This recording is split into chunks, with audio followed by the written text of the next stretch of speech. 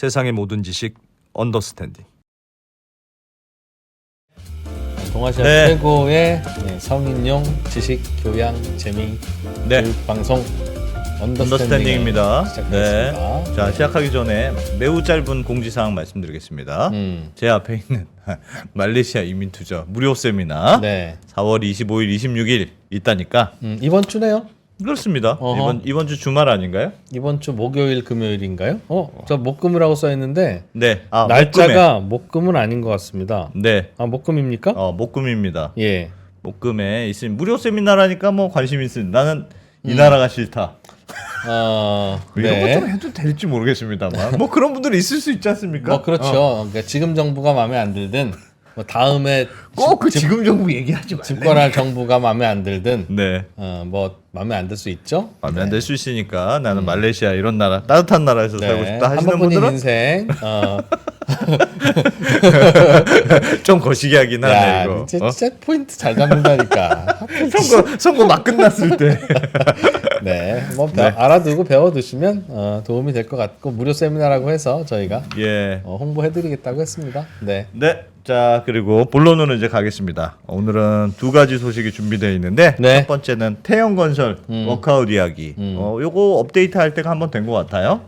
그래서 김상훈 기자 또 태영건설 워크아웃 전문이니까 지금 어떻게 되고 있는지 좀 배워보겠습니다. 태영건설 워크아웃에 관한 한 태영건설보다 더 잘 알고 있는 네. 김상훈 기자님 어서 오십시오. 어서 오십시오. 네, 안녕하세요. 김상원입니다. 네. 제가 더 잘하는 건 아니고요. 예. 네. 태영건설은 선거 전에 워크아웃 여부를 판단해 보겠다고 해서 이런저런 이제 스터디를 진행하고 있었죠. 네. 그래서 선거 날 다음 날인가? 그래서 원래 일정은 그랬었죠. 예. 뭐 발표하기로 했는데 어떻게 됐습니까? 그 거기까지 원래는 4월 11일 날 그 채권단 협의회라고 하는 걸 열어서 예. 그 워크아웃 플랜이라고 하죠. 워크아웃 신청한 기업은 실사를 다 해보고 야, 니네가 필요한 돈이 얼마구나, 부실은 얼마구나, 이거 다 장부에 반영을 한 다음에 그러면 우리가 얼마 내고 니네가 얼마 내고 이런 계획들을 세웁니다. 그런 계획들을 세우고 난 다음에 이제 그 세 달쯤 지나서 워크아웃 신청하고 세 달쯤 지나서 이제 각 채권단들이 다 모여서 우리는 그 계획에 찬성, 우리는 반대 이렇게 해서 75% 이상의 찬성을 해야만 이제 그 기업이 워크아웃에 들어가거나 혹은 반대가 많았다. 반대 찬성률이 75%를 넘지 못했다. 그러면 이 기업은 법정 관리로 가야 되는. 네. 이제 그 갈림길에 서 있는 건데 원래 일정은 4월 11일 날 그 회의를 열기로 했죠. 예. 근데 뭐 이런저런 실사가 늦어졌다라고 해서 원래는 5월 11일까지 하는 걸로 한 달 정도 미뤘고 예. 지난주에 그 주채권은행인 산업은행이 채권단들에게 우리 이렇게 그 워크아웃 플랜이라고 하는 걸 만들었습니다라고 설명을 했고 이달 30일 날 그걸 의결하기로 했습니다. 그래서 이제 결전의 날만 남은 상황인 건데 그 워크아웃 플랜의 골자는 크게 세 가지예요. 일단 1조 원 규모의 자본을 새로 넣어서 지금 상장 폐지 위기에 서 있잖아요. 완전 자본 잠식 때문에. 예. 이제 그 위기를 일단 탈출을 하고 그 다음에 3천억 원 정도의 뉴머니 새 돈을 집어 넣어서 이거를 버틸 수 있을 때까지 일단 버텨보자. 그리고 세 번째가 그 태영건설이 가지고 있는 PF 사업장이 60개 정도가 되는데 네. 그 중에 절반 정도를 솎아냅니다. 뭐 몇 개는 뭐 경공매로 넘기고 또 몇 네. 개는 시공사를 바꾸는 거죠. 그러니까 시공권을 파는 건데 예. 이런 식으로 해서 절반 정도를 솎아내고 그러면 우리가 뭐 1년 이내 혹은 3년 이내에 워크아웃을 졸업할 수 있겠다라고 예. 하는 계획을 세웠고 이달 말일에 채권자들이 다 모여서 이제 투표를 결정하는 되는 시간만 거예요? 남아 있는 겁니다. 뭐 플랜은 예상대로 뭐 비슷하게 나온 것 같네요. 그죠? 아닌가요? 이게 중요한 포인트인가요? 일단은 생각보다 자본 확충 규모가 크고 이게 뒤에 조금 설명을 드리겠지만 예. 자본 확충 규모가 커진 이유가 있습니다. 예. 그 다음에 생각보다 뉴머니가 들어가는 건 조금 적고 그 다음에 생각보다 PF 사업장은 조금 많이 솎아내는 느낌 그런 건 있어요. 그러니까 이른바 저 경기 좋을 때 태영건설이 여기저기 깃발 꽂으면서 PF 사업 하겠다고 달려들었다가 네, 손해 본 그 펑크들을 그렇죠. 태영건설 혼자 메꿀 수 없어서 이제 쓰러지려고 하는 걸 네, 태영건설에 돈 빌려줘서 어쩔 수 없이 끌려 들어간 금융회사들이 같이 모여서 네, 이거를 좀 구멍을 메꿔보자. 메꿔서 돌리는 게 나중에 돈 돌려받기가 더 나을 것 같다. 이대로 맞습니다. 죽이는 것보다. 뭐 한간에 뭐 떠도는 숫자 중에 7%라고 하는 게 있어요. 이 7%가 뭐냐면 그 뭔가 근거가 있는 숫자는 아닙니다. 제가 산은회 전에서도 물어봤는데 산은회에서도 이게 그냥 한간에 시장에서 떠도는 얘기다라고 하는 건데 이 7%가 뭐냐면 법정 관리를 가게 되면 지금 있는 채권들 중에 7%만 회수를 할 수 있다. 근데 우리가 워크아웃을 성공을 하게 되면 이 채권의 회수율이 70에서 80%까지 올라가는데 뭐 어떻게 할래? 지금 죽을래 돈 넣을래 뭐 이런 뭐 그런 거네요. 지금 빚잔치 하면 빌려준 돈의 7%만 받아가는 거고 은행들이. 법정 관리가 더 비싼치를 하게 되면 그런데 1조 3천억을 더 넣어서 네. 다시 한번 돌려보면 맞습니다. 마치 야 그냥 이거 죽을까 아니면 얼마 더 내야 돼? 한 2만 원 더 내고 카드 한 장 더 받아볼까? 그런 거죠. 이 느낌인 거죠. 그러니까 그런 우리 겁니다. 트럼프 할 때 맞습니다. 알겠습니다. 1조 6천억 원, 1조 야. 3천억 원 더 내면 카드 한 장 더 받아볼 수 있다. 그렇죠. 그래서 여튼 관건은 75%의 동의율을 넘느냐 못 예. 넘느냐 거기에 달려 있는 겁니다. 그러면 그거는 뭐 이 75% 그거야 뭐 해봐야 알겠습니다만 잘 되면 하여튼 요 대로라면 태용건설은 이제 문제 없이 워크아웃 들어간다. 하면 잘 살아날 수 있는 거예요? 이제 그거는 따져보기는 해야 되겠지만 예. 일단은 지금 가장 시급한 거는 살아날지 살아날 수 없을지가 아니라 예. 당면한 과제들을 해결하는 거거든요. 예. 그래서 일단 자본 확충을 먼저 하는 건데 네. 일단 슬라이드 하나 보여드릴게요. 뭐지? 일단 자, 여러분들도 시청자 여러분들도 이거 잘 들어보세요. 여러분들 회사도 언제까지 잘 된다는 보장이 없습니다. 여러분들 회사도 어찌어찌 하다 보면 워크아웃 들어갈 수도 있고요. 왜 저를 보고 얘기하십니까? 그러니까 남의 일이다 생각하지 말고 네. 워크아웃 들어가면 이런 절차인가 보구나라는 걸 같이 알아두시면 나중에 쓰일 일이 있을 겁니다. 네. 예. 여기 표 숫자가 좀 보죠. 많아서 조금 복잡하실 수도 있기는 한데 네. 이게 직전 사업년도 2022년 기준으로 태양건설의 재무제표입니다. 보시면 자산이 4조, 부채가 3.5조, 자본이 7,400억, 그다음에 자본금이 200억. 그래서 뭐 되게 건실한 기업이었어요. 근데 2023년에 PF 위기가 터지면서 그때부터 태양건설이 굉장히 어려워지기 시작했죠. 예. 그래서 보시면 완전 자본 잠식. 그러니까 자본금을 다 까먹고 오히려 자본 총계가 마이너스 5,600억이다. 예. 그래서 이게 완전 자본 잠식에 빠져서 그 지난해 3월에 우리 완전 자본 잠식이다. 상장 폐지 사유가 된다라고 해서 조금 위기감이 돌았었죠. 예. 그래서 그때 당시 제가 방송 때 말씀을 드렸던 게 최소 출자 전환 요구액. 그러니까 적어도 자본 총계를 자본금의 150% 이상까지는 맞춰야 되는데 그게 5,729억을 넣는 거였어요. 이것만 넣으면 자본 총계가 100억쯤 되니까 그러면 그 자본 비율이 50% 정도가 돼서 일단은 상장 폐지 사유는 없앤다. 그래서 딱 그 정도까지 맞추지 않을까라고 생각을 했는데 예. 실제로 자본 확충액은 1조였습니다. 그다음에 감자 차익이라 그래서 대주주 같은 경우는 100대 1로 감자를 하고 일반 주주는 2대 1로 감자를 해서 얼마 안 예. 되지만 150억이 들어가서 지금 만약에 계획대로 워크아웃 플랜이 통과가 돼서 계획대로 자본 확충이 된다고 하면 자본이 4,524억으로 플러스가 되는 거예요. 예. 네. 그러면 완벽하게 정상 기업으로 돌아오는 거죠. 물론 그 부채 비율이 한 1,300% 정도가 돼서 조금 이건 위험할 수 있겠다라고 할 수도 있겠지만 어찌 됐든지 간에 자본을 확충을 하면서 어쨌든 장부상으로는 완벽하게 정상 기업으로 돌아온다는 겁니다. 네. 시간이 지나면 부동산 경기도 좋아지고 지금은 분양 안 될 것 같은 땅에서도 분양 될 걸로 봤나 봐요. 뭐 그렇게 판단을 한 걸 수도 있기는 한데 네. 설명을 드리겠지만 그것보다는 조금 더 그 비중이 들어간 게 뭐냐면 이번에 자본 확충을 하는데 보통은 우리가 통상 하는 워크아웃 같은 경우에는 채권 단위 돈을 많이 밀어넣잖아요. 네. 그렇죠.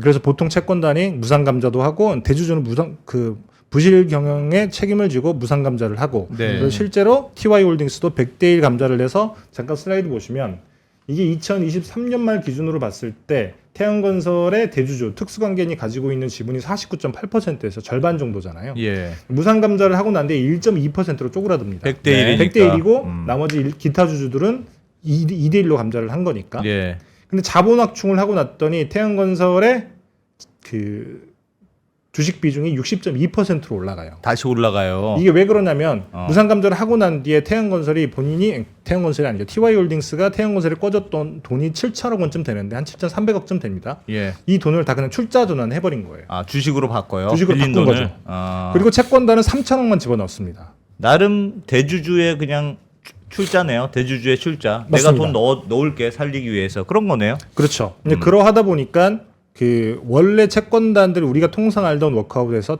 채권단이 돈을 밀어넣고 부실 경영에 책임을 진 대주주는 뒤로 물러서고 이제 그런 구도를 많이 봤었는데 채권단보다 훨씬 더 많은 돈을 TY홀딩스가 밀어넣다 보니까 대주주 자리로 올라가게 된 거예요. 계열사가 대주주가 된 거군요. 모회사가 대주주가 된 거예요. 원래 네, 모회사가. 모회사. 맞습니다. 돈이 많이 있었나 봐요. 원래 돈이 많았으면 미리미리 좀 살릴 것이지. 그게 워크아웃이라고 하는 게 이래저래 그 어쨌든 계열 회사가 위기를 겪을 때 다 그룹에서 돈을 끌어오잖아요. 예. 근데 시간차가 있을 수가 있으니까. 음. 근데 당장에 내일 갚아야 되는 돈이 있는데 여기서 만들 수 있는 돈은 예를 들면 한 달 뒤에 내 통장에 꽂힌다. 네. 그러면 당장 이 돈을 못 갚으니까 채무 불이행이 생기고 그럼 부도가 나잖아요. 예. 그래서 그때 태양건설이 400 몇 억을 갚지 못할 상황에 처했어서 그때 그냥 워크아웃을 신청을 했던 거예요. 예. 근데 다만 그때 당시에 뭐 4천억 꼬고 뭐하고 빌려줬던 돈을 더해서 이제 갚고 나니까 아, 이 돈은 우리가 출자 전환해서 우리가 책임 경영할 수 있겠다. 우리가 더 많은 부담을 지겠다라고 해서 오히려 우리가 생각했던 것보다 훨씬 더 많은 자본 확충액이 나왔고 그렇다 예. 보니까 TY홀딩스가 대주주 자리에 올라가게 된 거죠. 그러니까 질문했던 그 돈 있었으면 진작 살리지 뭐 했냐라는 질문은 재미있지만 중요한 질문인 것 같은데 맞습니다. 그 당시 TY홀딩스가 돈 있다고 해서 그래 내가 좀 해결해 볼게라고 나갔으면 그 돈 다 쏟아붓고 나서도 아직도 돈 달라고 줄 서 있는 채권자들 있겠죠. 그러니까 돈은 일단은 저 채권자들도 워워워 스톱이 되어야 나도 돈 넣고 다시 하는 거지. 언제까지 계속 그 돈 달라는 사람들한테 다 줄 돈은 없었을 테니까. 뭐 TY홀딩스 입장에서도 계속 이 돈이 갚아야 될 돈이 돌아오는데 딱 본인들도 이렇게 돈을 만들면서 이 스케줄을 볼 거 아니겠습니까? 예. 그러면 워크아웃이 불가피한데 여기서 돈을 꿔주지 않고 그러니까 대출을 해주거나 대여금을 해주지 않고 그냥 유상증자로 자본을 밀어넣는 경우에는 네. 워크아웃 들어가고 난 다음에 당연하게도 무상 감자가 일어날 텐데 예. 그러면 주식이 다 까지잖아요. 예. 그렇게 되면 그 모회사 입장에서도 거기에 주주들도 있기 때문에 이제 그거는 누가 봐도 뻔히 보이는 길임에도 불구하고 회사에 손해를 끼칠 수 있는 선택이 될 수 있으니까 예. 그때 당시에는 그냥 대출금으로 돈을 꿔줬다가 아하. 어차피 그쵸. 감자한 이후에 감자한 이후에 출자한다. 출자전을 하게 되면 그래야 대주주가 유지되니까. 맞습니다. 아, 머리 잘 썼네. 그렇다고 해서 경영권을 그대로 쥐고 있는 건 아니에요. 보통의 워크아웃은 다 그렇지만 네가 부실 경영에 책임이 있기 때문에 무상감자를 하는 거고 예. 경영권도 네가 휘두를 수 없어. 그래서 경영권을 위임한다라고 하는 협약을 이미 채권단과 맺어놨습니다.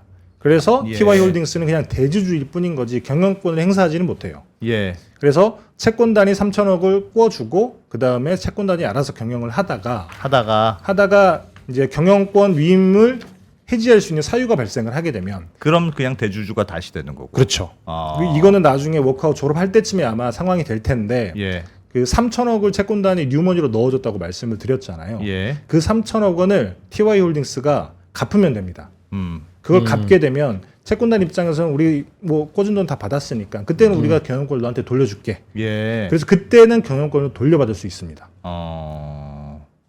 그러면 이거는 워크아웃이 풀리면 태용건설이 거의 그냥 그러니까 워크아웃을 통해서 회사가 정상화되면 맞습니다. 그 TY홀딩스가 태용건설을 예전처럼 다시 가져가는 거의 그 모양새가 되는군요. 그렇죠. 이미. 그렇죠. 아. 그래서 사실 이거 두고 조금 말이 많은 게 원래 우리가 알았던 워크아웃이라고 하는 거는 금호산업이라든지 그 전에 있었던 하이닉스라든지 이런 사례들을 보게 되면 부실 경영한 기업이 있다라고 하면 채권단이 돈을 밀어넣기 때문에 당연히 예. 경영권도 뺏기고 그러다가 나중에 그 기업이 정상화가 됐다. 그러면 원래 기존 대주주가 우선 매수권이라고 하는 권리를 행사를 해서 돈 주고 다시 사오든가 예. 아니면 우리 딴 데 다른 사람한테 팔던가 이런 모습이 그려져야 되는데 이거는 예. 그렇지 않다라고 해서 말이 좀 나오고 있기는 하죠.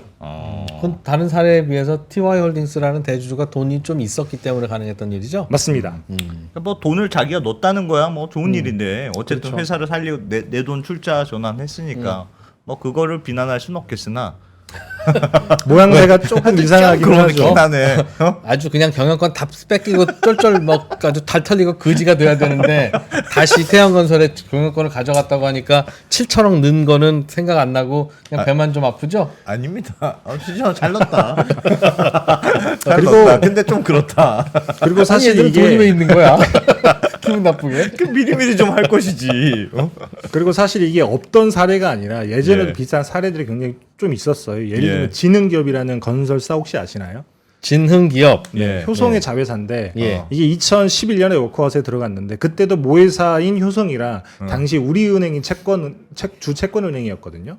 여기에 반반 돈이 들어갑니다. 50대 50으로. 예. 그러하다 보니까 당시에도 그 효성이 계속 대주주 자리를 계속 가지고 있었고 채권은행이 경영을 하다가 나중에 정상화되니까 자연스럽게 경영권이 효성으로 넘어가는. 그래서 지능기업은 아직도 효성의 자회사죠. 효성중공업의 자회사인데 이런 사례가 있었다라고 하는 거죠. 알겠습니다. 그러면 알겠습니다. 태양건설이 그동안 이제 들어갔다가 물려서 네. 이렇게 된 버린 그 PF 사업장들 수십 곳 있을 텐데 네. 지금은 뭐 이러지도 못하고 저러지도 못하고 그냥 땅만 사놓고 있는 데도 있고 공사가 진행 중이긴 한데 이게 과연 분양이 될까 싶은 데도 있고 뭐 다 그럴 텐데 맞습니다. 거기서 이제 돈을 어쨌든 최대한 벌어와야 이제 이게 잘 마무리되는 거 아니겠어요? 사실 거기서 돈을 번다기보다는 사는의 계획은 일단 PF 사업장 돈 안 되는 사업성이 없는 것들은 다 쳐낸다. 그 쳐내면 바로 그게 손실 처리되는 거 아니에요? 쳐낸다는 좀 갖고 뜻이? 있다가 비싸질 때 쳐내지 왜 벌써 쳐내요? 잠깐 슬라이드 먼저 보여드릴게요. 얼마나 쳐낸지 좀 보여드려야 될 것 같은데. 죄송합니다. 태양건설이 가지고 있는 PF 사업장이 브릿지론 20개랑 본 PF 40개에서 60개 정도가 돼요. 예. 초기 단계가 20개, 약간 진도 나간 게 40개라는 뜻이죠? 맞습니다. 예. 그래서 전체 브릿지론 20개 중에 9개죠. 9개를 경공매로 그냥 붙이면 이거 아예 정리하겠다는 거예요. 땅 팔고 다 채권들 정리해서 이 사업은 아예 없애겠다. 예. 이게 9개고 우리가 그 감당이 안 되니까 이건 시공권을 팔겠다. 시공사 교체라고 하는 거죠. 그 조금 신용도가 괜찮고 사정이 괜찮은 애들이 가져가서 사업을 할 수 있을 만한 곳들은 물 좀 드십시오. 예. 태양건설이 안 하고 네. 태양건설이 해야 거기서 마진도 남기고 거기서 돈을 벌지. 사업성이 우리가 하기에는 조금 더 떨어질 수 있다는 거죠. 근데 태양건설이 하면 떨어지는 걸 다른 건설회사가 와서 하면 사업성이 생길까요? 헐값에 넘기는 거가 아닌 거 뭐 예를 들면 구체적으로 어떻게 하겠다라고 하는 건 나와 있는 게 없기 때문에 예를 들면 신용도가 괜찮은 건설사가 가지고 가게 되면 예. 워크아웃 기업이기 때문에 금리가 굉장히 높을 거 아니겠습니까? 그럼 금융도 굉장히 높을 때고 그러면 계산기를 따져봤을 때 우리는 이 정도 분양이 되게 되면 안 되겠구나. 근데 여기는 이 정도 분양률이면 이물 남길 수 있겠구나. 그런 것들이 다를 수 있으니까. 예. 이제 그런 기업한테는 차이. 시공권을 팔아서 얘네들은 사업해서 마진 남길 수 있겠네. 이 정도 분양률이면 이제 그런 것들이 시공권을 사가는 거죠. 예. 다만 이게 팔릴 수 있을지 없을지는 2% 말처럼 저는 쉽다라고 생각은 하진 않아요. 다만 정리하겠다라고 산은에서 계획을 세웠다. 일단 계획은 세웠다. 지금은 그래서- 다 떠안기는 너무 불안하다. 그렇죠. 그래서 브릿지론 같은 경우에는 20개 중에 1개만 남기고 다 정리를 합니다. 20개 중에 19개는 사업성이 없기 때문에 접는다라고 보는 거죠. 그다음에 본 PF 같은 경우에도 40개 중에 1개는 경공매로 넘기고 여기는 아예 사업성이 없다라고 하는 걸 테고 예. 그중에 7개는 시공사를 바꾼다. 그래서 본 PF 중에도 32개만 남기고 다 정리를 하는 겁니다. 그러면 60개 중에 33개만 남기는 거예요. 그래서 뭐 사는이 판단을 하기에는 그리고 그 밑에 있는 그 각 PF 사업장의 채권 기관들이 판단을 하기에는 그래도 33개 정도는 태양건설이 해도 이물 남길 수 있을 만큼 사업성이 있다라고 예. 판단을 한 건데 근데 그 산은에서 하는 얘기는 당분간은 대부분 사업장은 우리가 주택 사업장은 접고 관급공사로 돌려서 여기서 조금 현금 흐름을 가져오겠다라고 얘기를 해요. 요거는 사업성이 있기 때문에 별 수 없이 가는 거라고 보시면 여기서 이문을 남기겠다라는 것보다는 그냥 똔똔 정도 맞추는 거라고 보시면 될 테고 나머지 이제 조금 뭐랄까 그 정상화를 위해서 돈을 벌 수 있는 것들은 관급공사. 원래 태양건설이 이렇게 주택 사업을 많이 하던 건설사가 아니거든요. 관급공사를 많이 하던 건설사인데 그 지난 한 3, 4년간 그때 건설기가 너무 붐이 좋을 때 PF 사업이 이렇게 많이 했고 그렇다 보니까 2023년에 가장 어려운 건설사가 됐던 건데 예. 이런 것들을 굉장히 줄이고 원래 잘하던 걸 하겠다라고 하는 게 사년의 계획입니다. 알겠습니다. 뭐 이렇게 잘 됐다고 쳐봐요. 계획은 뭐 알겠는데 네. 그러면 어쨌든 그 동의율을 75% 동의율을 받아야지 지금 이게 계획대로 진행이 되는 거잖아요. 맞습니다. 그거는 뭐 잘 될 것 같습니까? 요게 뭐 저는 잘 안 될 거라고 판단을 했었는데 조금 예. 취재를 해보니까 생각보다 쉽게 될 수도 있겠다라고 판단을 한 게 예. 일단 그 말씀드렸지만 뭐 오카웃 같은 경우에는 금액 기준으로 75%의 동의를 받아야 됩니다. 그러니까 네. 예를 들면 채권단의 수가 아니라 어. 채권단이 100개가 됐든 뭐 1000개가 됐든 그게 중요한 게 아니라 금액 기준으로 봤을 때 돈 75%. 꽂은 대출자 기준으로 대출 그렇죠. 금액 기준으로 75%. 그렇죠. 예. 슬라이드를 잠깐 보여드리면 이런 거예요. 여기 위에 있는 파란색이 대출 채권, 직접 돈을 꿔준 거예요. 은행들이 태양건설에 직접 돈을 꿔준 그 차입금이 1.3조쯤 되고 그 다음에 보증 채권이 뭐냐면 건설공제조합 같은 그런 데서 보증을 해주거나 혹은 서울보증보험 그 다음에 허그 이런 데서 해주는 보증 이 보증 5.4조쯤 되고 그 다음에 21조가 PF 대출 채권이에요. 예. PF 사업의 대출 채권. 그래서 이 21조나 되는 사업장에서 당연히 반대표가 많이 나올 수 있기 때문에 그래서 제가 생각하기에는 아 이게 쉽지 않겠구나. 왜냐하면 21조쯤 되는 데서 워낙 이해관계가 많이 다르고 더더군다나 그러네. 후순위 사업자들이 되게 많이 있잖아요. 예. 땅을 팔아도 선순위 채권자 같은 경우에는 뭐 대부분의 돈을 회수할 수 있겠지만 후순위 채권자는 돈을 하나도 못 받을 가능성이 있단 말이에요. 네. 그렇기 때문에 이 21조에서 75%를 맞추는 거 굉장히 어려울 거다라고 판단을 했는데 예. 제가 사는에 물어보니까 이 21조 중에 채권단 안으로 들어온 사람은 그 우발 채무에 보증을 진 사람 뭐 예. 예를 들면 그 A라고 하는 PF 사업장에 PF 대출이 1,000억이 나갔다고 네. 예를 해봐요. 들어보죠. 예. 그러면 뭐 선순위 채권자가 뭐 700억 있을 수 있고 후순위가 300억 있을 수 있고 이렇게 있을 수가 있는데 예. 이 사업장의 대출에 대한 연대 보증을 태양건설이 섰을 거 아니겠습니까? 안 섰을 수도 있지만 네. 섰다라고 하는 경우에는 100% 서는 경우도 있고 100%가 아니라 자금 보충 의무 같은 걸로 해서 50%만 서는 경우도 있고 네. 그래서 전체 PF 대출 잔액에 대해서 태양건설이 다 보증을 서는 게 아니라 일정 부분만 보증을 선다는 거예요. 네. 그래서 9.3조 정도 되는 돈만 들고 있는 사람들이 투표권을 가지는 거예요. 무슨 말인지 잘 모르겠는데 무슨 말인지 이해가 가십니까? 조금 다시 한번 설명해 주시면 안 되겠습니까? 다시 한번 설명을 드리면 네. 그 PFA 사업장에 네. PF 대출이 1,000억이 나갔다고 해보죠. 예. 그러면 어쨌든 이 PF 사업장에 대출 나간 채권자들이 투표장 와서 아 나는 찬성, 나는 반대 이렇게 투표를 할 걸로 저희는 예상을 한 하잖아요. 사람한테 1,000억 빌린 게 아니라 여러 사람한테 금융사들이 빌렸어도. 순서대로 네. 1,000억을 빌려줬으니 예. 이게 1,000억에 낙찰되면 1,000억을 다 받아가는 거지만 500억에 낙찰되면 뒤에 빌려준 500억 원 채권자들은 못 받는다. 그렇죠. 원래는 그렇죠. 원래는 네. 그런데 예. 태양건설이 보증을 섰다 100%. 네. 그러면 후순위 채권자도 그 500억을 받을 수가 있어요. 태양건설한테 그렇겠죠. 손 벌리고 태양건설한테 직접 채권자가 예. 네. 돼서 받으면 되는 겁니다. 어허. 네, 그렇기 때문에 그건 상관없는데 어. 근데 예를 들면 보증을 50% 섰거나 보증을 안 섰다고 예를 들어보죠. 네. 그러면 후순위 채권단은 돈 받을 길이 없어지는 거예요. 그렇죠. 그래서 이 사람은 그 채권단 협의회에서도 어허. 태양건설이 보증을 안 쓴 채권인 경우에는 투표권이 아예 없는 겁니다. 아, 그건 아예 없는 빚으로 생각하는 거예요. 그렇죠. 이미 이거는 끝난 빚이라고 생각하는 그렇죠. 거예요. 태양건설이 갚을 빚이 아닌 거예요. 그렇기 때문에 태양건설 워크아웃 채권단 회의에서 워크아웃 플랜을 찬성하니 뭐 반대하니 이 투표권을 가질 수가 없는 거라는 거죠. 예. 그래서 전체 PF 대출액이 21조지만 예. 여기서 투표권을 가진 금액은 9조밖에 안 된다. 아, 그러면 보증을 원래- 그렇게 조금만 해줬다는 그렇죠. 거네요. 원래 반대가 많을 거라고 생각을 했던 PF 대출 채권단에서 반대표가 사라질 수 있는 거예요. 네. 왜냐하면 9.3조 보증을 해준 데들은 후순위 채권자여도 채권자의 포지션만 바뀌는 거지. 내가 어차피 나중에 받을 수 보증이 있는 있는 거잖아. 거니까. 그렇죠. 아. 그렇기 때문에 이 사람들은 찬성할 가능성이 높다는 거죠.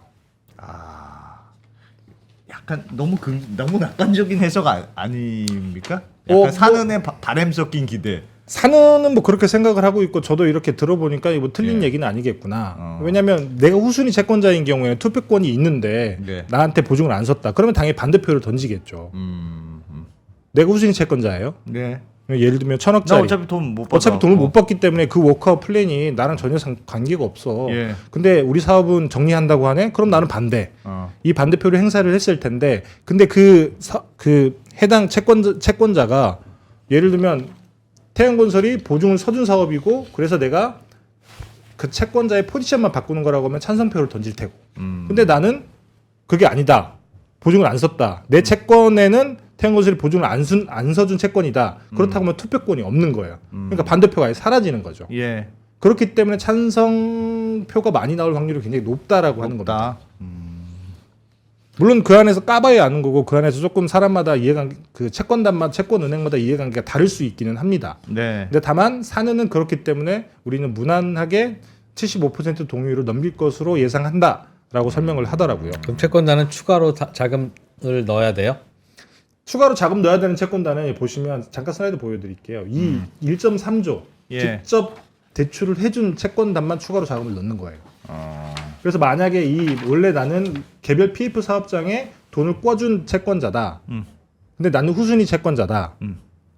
근데 그런 경우에는 예를 들면 나중에 이 사업이 망가졌을 때 그 보증 채무가 태양건설로 넘어가고 예. 내가 직접 채권자가 되는 경우에만 새 돈을 넣을 텐데 근데 그때는 나중 얘기가 될 테니까 지금 돈을 넣는 건 아니고 나중에 돈을 넣을지 말지는 나중 결정이 되는 거죠. 뭐 예를 들면 태양건설의 워크아웃 플랜대로 뭔가 일이 진행이 되지 않아서 태양건설이 더 어려워졌다. 예. 그래서 추가 자방충이 필요하다. 이제 그런 경우에는 돈을 넣어야 되는 건데 지금 당장은 아니라는 거죠. 주황색이요? 주황색에서 이 딱 9.3조 이만큼의 비율입니다. 그만큼만 결국 투표하게 된다. 그렇죠. 이 나머지 한 13조, 12조 되는 채권자들은 투표 권한이 없는 거예요. 어차피 저건 날린 돈이다. 그렇죠. 그러니 니들 일단 빠져 있고 혹시라도 맞습니다. 우리가 태양건설 살려서 우리 빚 다 갚고 나서 돈 남으면 니네들한테 주긴 줄게. 그렇죠. 입 다물고 줄 서 있어. 그렇죠. 냉혹하군요. 냉혹하죠. 알겠습니다. 네, 알겠습니다. 그러면 뭐 이 워크아웃 75% 동의만 받으면 말씀하셨던 대로 가능성이 생각보다 있어요. 네. 그러면 이제 우리 걱정할 건 없는 겁니까? 뭐 이대로 가면 뭐 대충 해결되겠네. 일단 사느는 당장 올해 흑자를 낼 수 있고 3년 내에는 빚 다 갚고 예. 워크아웃 졸업을 할 수 있다. 뭐 이렇게 공언을 하고 채권단에게 설명을 하기는 했는데 네. 잠깐 슬라이드 보여드리면 이게 최근 6년간 그 워크아웃 들어간 기업들의 그 졸업 현황입니다. 여기 보시면 이게 새로 그해 연도에 새로 워크아웃에 들어간 기업들의 숫자고 예. 밑에 있는 게 졸업이라고 하는 게 워크아웃 들어갔다가 이제 정상화가 된 거죠. 예. 그래서 정상화된 기업들이 뭐 2017년에는 7개, 2018년에는 6개, 14개, 8개, 6개, 6개 이쯤 되잖아요. 예. 워크아웃 중단을 했다라고 하는 건 더 나빠져서 얘는 중단하고 그냥 법정 관리에 가야겠구나 네. 하는 기업들이 밑에 있는 거예요. 그래서 보시면 뭐 절반 정도 되니까 뭐 워크아웃 정상화율이 한 40에서 50%쯤 된다라고 하는 걸 이제 금융당국에서 얘기를 하고 있긴 생각보다 한데 높지는 않네요. 정상화되는 게. 이건 생각보다 굉장히 높은 겁니다. 오히려 제가 생각하기에. 예. 근데 이때는 오히려 조금 뭐랄까 조금 착시 현상을 느낄 수 있는 게 뭐냐면 이때는 건설사가 없었어요. 예. 건설사 워크아웃 2017년 이후에는 제가 알기로 한 곳도 없습니다. 그럼 그 전에 건설사 워크아웃들이 굉장히 많았는데 원래 건설사 워크아웃이라고 하는 게 앞에 말씀드렸던 PF 사업 때문에 굉장히 워크아웃이 어려워요. 워크아웃에 들어가는 것도 어렵고 워크아웃에서 졸업하는 것도 어렵고 그래서 예전에 2011년도에 워크아웃 들어갔던 기업들 보면 사실 살아난 기업들이 별로 많지 않습니다. 예. 그래서 이 숫자로만 보게 되면 조금 더 높아 보이긴 한 반반 정도의 확률이라고 볼 수 있겠지만 네. 건설사 워크아웃은 훨씬 어렵다라고 하는 걸 생각을 하게 되면 성공 확률은 뭐 20에서 30% 정도까지 많이 낮아지겠죠. 근데 근데 그 지금 태영건설의 경우에는 PF가 문제가 된 거잖아요. 네. 근데 PF는 사실상 내가 잘 될 줄 알고 돈을 꿔줘서 레버리지를 이렇게 해서 사업에 들어갔는데 지금 진행도 안 되고 그게 다 이제 빚으로 뭐 이렇게 부담으로 오는 거잖아요. 맞습니다. 건설 경기가 만약에 지금은 매우 나쁘지만 뭐 살아났다. 어떻게 잘 살아났다. 그러면 굉장히 자연스럽게 해결될 수 있는 문제 아닙니까? 그렇죠. 당장에 뭐 하반기부터 건설기가 좋아졌다. 그 어려운 고비만 어떻게든 돈을 투입해서 자본을 출자해서 버텨만 내면 뭐 경기라는 게 오르락 내리락은 하는 거니까. 맞습니다.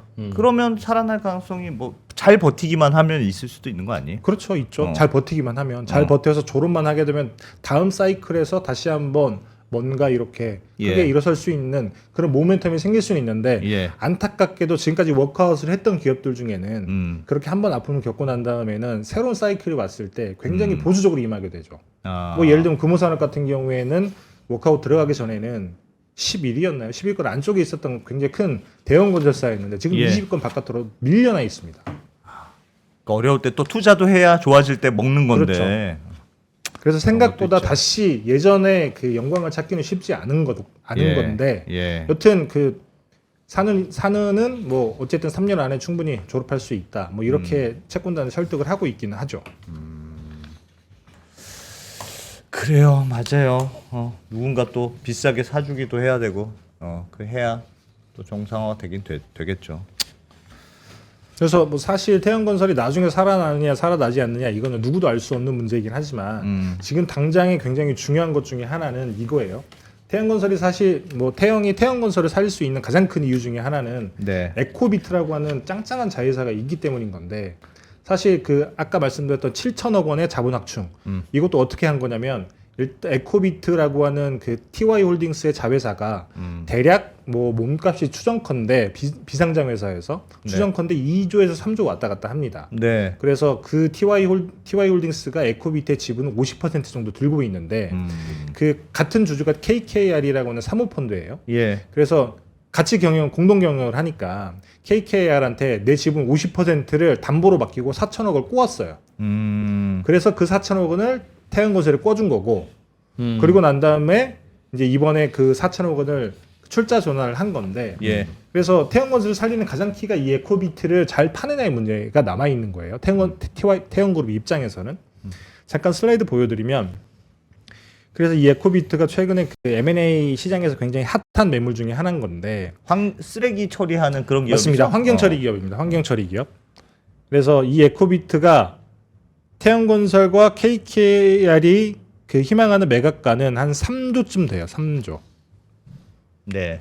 지난해 기준으로 그 에코비트가 영업이익이 한 1,100억쯤 되고 여기에 감가상각을 더하면 에비타라고 하죠. 감가상각전 영업이익. 이 현금 네. 흐름이 한 해에 한 2천억쯤 되는데 그 KKR이나 TY홀딩스가 생각을 하기에는 이 2천억에서 업계의 평균 멀티플 한 12배를 더하고 경영권 프리미엄까지 더하면 못해도 기업 가치가 3조쯤 된다. 예. 그중에서 순부채를 빼고 그다음에 KKR이 가지고 있는 지분 가치를 빼면 TY홀딩스가 뭐 예를 들면 에코비트를 3조에 팔았다. 그러면 TY홀딩스한테 떨어진 돈이 1조쯤 되거든요. 1조. 네. 1조쯤 되면 그 KKR한테 꿨다는 돈 4천억을 갖고 한 7천억 원쯤 남아요. 7천억 원쯤 남기 때문에 그 채권단이 꿔준 3천억 원을 갚고 그 다음에 경영권을 찾아올 수가 있는데 근데 문제는 지금 M&A 시장 매물에 나왔는데 너무 차이가 많이 난다. 산다고 하는 사람들이 매각 희망가가 2조쯤 돼요. 무슨 3조나 말도 안 되는 소리 하고 네. 있다. 2조쯤인데 2조라고 하면 태양건설에 떨어지는 돈이 2,100억 정도밖에 안 됩니다. 야. 예. 근데 그러면 3천억 원을 갖고 경영권을 가져올 수가 없는 거죠. 잘 팔아야 된다. 태용 입장에선. 그렇죠. 알겠습니다. 그거야 한번 잘 이게 저는 궁금한 게 만약에 이 태용건설이 워크아웃이 성공적으로 잘 들어갔어요. 네. 그래서 조금 잠잠해지면 지금 뭐 PF 시장에 대한 불안감들이 높지 않습니까? 그 뭐 맞습니다. 선거 이후로 일단 밀어놨는데 이제 선거가 끝났으니 이제 본격적으로 위기가 오는 거 아니냐는 등등 여러 가지 설들이 있던데 태용건설이 워크아웃이 잘 들어가면 PF 시장도 좀 큰 위기는 넘었다. 그렇게 볼 수 있습니까? 전혀 아니면 그거하고는 관계 없는 전혀 관계가 없습니까? 오히려 예. 지금까지 우리가 PF 시장 같은 경우는 옥석 가리기만 계속 해오지 않았냐 이렇게 얘기를 했었는데 이번에 태양건설이 60개 사업 전중 절반 정도를 날려버렸잖아요. 네. 그럼 이게 보면 어떻게 보면 가이드라인처럼 작용을 할 수가 있어요. 예를 들면 이 정도 사업성이 되는 사업장이다. 얘는 경공모에 보내야지. 그리고 얘는 뭐 시공권을 바꿔야지. 네. 이 정도 사업성은 돼야 계속 사업을 할 수 있는 거 아니냐라고 하는 일종의 모범 답안 같은 게 생기는 거라고 보시면 돼요. 예. 그러면 지금까지 계속 이렇게 눌려 있던 PF 사업장들이 그 모범 답안에 맞춰서 이제 거치를 결정하지 않겠습니까?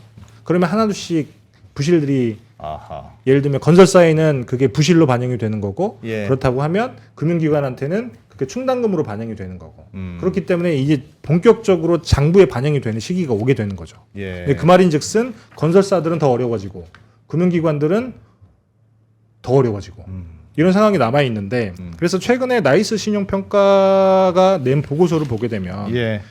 증권사 같은 경우에는 PF 관련해서 지금 2조 정도의 충당금을 쌓아놨는데 이걸로 아주 부족하다.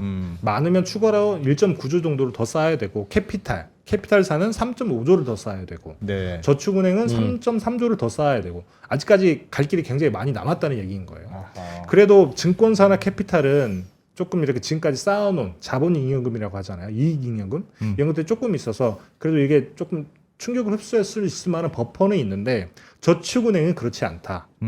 그래서 저축은행 같은 경우에는 2010년 저축은행 사태처럼 줄줄이 무너지지는 않겠지만 예. 그래도 금융당국의 그 BAS 비율 공고치라고 하는 게 11%인데 지금 저축은행 평균치가 한 14% 왔다 갔다 하는데 네. 여기서 11% 밑으로 떨어지는 저축은행도 나올 수 있고 그렇다고 하면 자본 확충을 해야 되는데 그러면 뭐 경영권 매각이라든지 이런 것들이 나올 수도 있다라고 얘기를 하고 있어요. 야. 그래서 이 어쨌든 태양건설이 워크아웃에 들어가는 건 태양건설 입장에서는 예. 굉장히 뭔가 나아질 수 있는 모멘텀이 되겠지만 PF 시장 전반에 봤을 때는 이게 일종의 기폭제 같게 되는 거죠.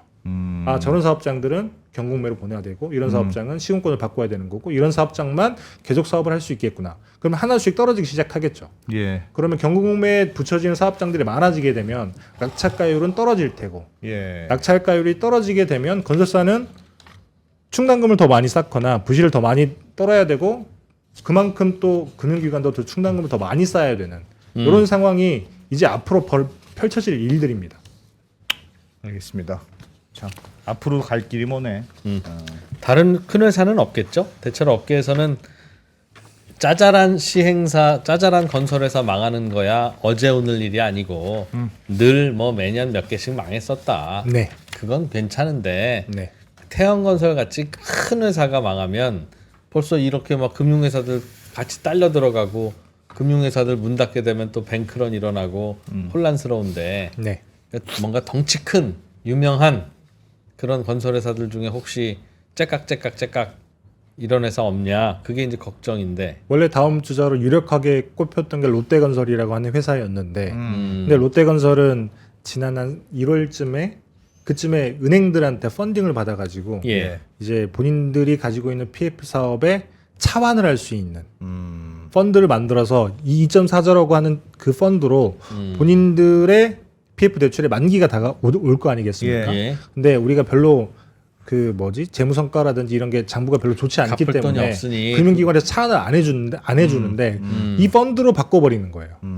그렇다 보니까 태양건설 같은 경우에는 태양건설이란다. 롯데건설 같은 경우에는 적어도 3년간은 생각보다 큰 문제는 없지 않을까.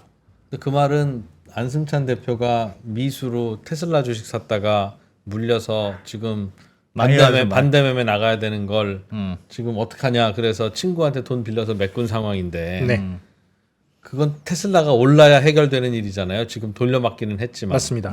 그럼 롯데건설이라고 하는 거기서 아파트 지으려고 했다가 지금 난리가 난 곳이 네. 내가 보기에 서울 한복판은 아닐 거라고요. 그랬으면 그렇죠. 왜 문제가 생겼겠어요. 그렇죠. 외곽에 야 다시 2021년에 거품이 한 번만 더 와주면 혹시 모르겠는데 네. 지금은 답이 아닌 것 같아 하는 것들을 주로 갖고 있는 거 아니겠습니까? 맞습니다. 그럼 그게 결국은 다시 와줘야 되는데. 분양이 다 완판이 되지 않으면 네. 롯데는 계속 어려운 거라고 봐야 되겠어요? 그렇다면 이게 뭐 해결된 문제가 아니라 그렇죠. 몇 년 후로 계속 이연되는 거고 맞습니다. 부동산 가격이 뭐 다시 치고 올라가지 않는 한 롯데 어떡하지? 근데 그게 3년이라고 하는 시간을 벌었다는 거죠. 그래서 네. 당장에 무슨 일이 벌어질 것 일단은 같지는 시간을 않은데 벌고 3년 뒤에는 어떻게 될지 모른다. 물론 그 펀드가 만기가 되고 다시 또 그 펀드를 연장을 할 수도 있겠지만 예. 어쨌든 그 펀드가 있는 기간 동안 롯데는 그게 3년이다? 2.4자라고 하는 실탄을 가지고 있기 때문에 알겠습니다. 그럼 3년은 깁니까? 안 깁니까? 대답하지 마. 대답하지 마. 3년은 좀 깁니까? 모르겠습니다. 근데 저는 기다릴만 합니까? 3년이라고 하는 시간 동안 롯데건설이 뭐 얼마나 정상화가 될지는 모르겠어요. 네. 알겠습니다. 참 정직하게 대답하잖아요. 왜 자꾸 이렇게 3년 동안 정상화해야 될 게 드리블 하나둘이 치고 아닙니다 이게. 그러십니까? 네. 자, 언더스탠딩 김상훈 기자였습니다. 고맙습니다. 네, 감사합니다. 네.